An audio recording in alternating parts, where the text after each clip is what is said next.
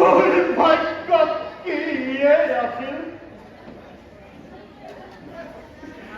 রাজা হই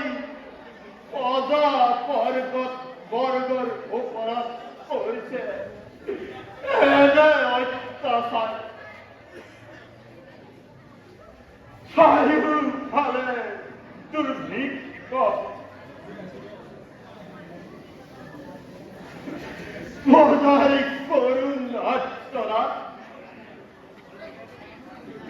সমগ্র বছরা বাকি আজি কংসর অত্যাচার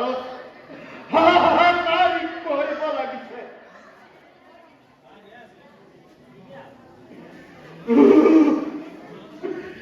মই কিয় এনে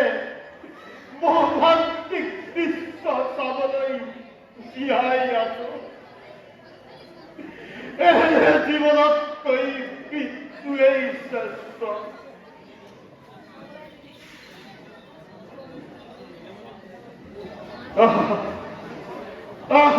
প্রভু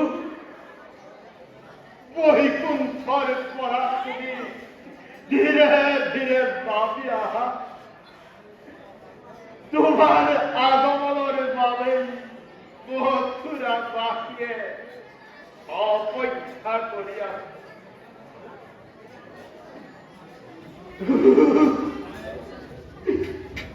কি যন্ত্রণা ইভান নির্যাতন সহ্য করিব পারি জানো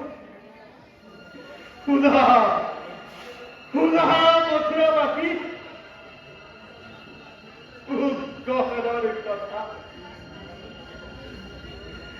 মোহনের দ্বারা বৃক্ষরে পুলি কেতিয়াও রূপান্তর করিবা মথুরাবাসী ইহার পর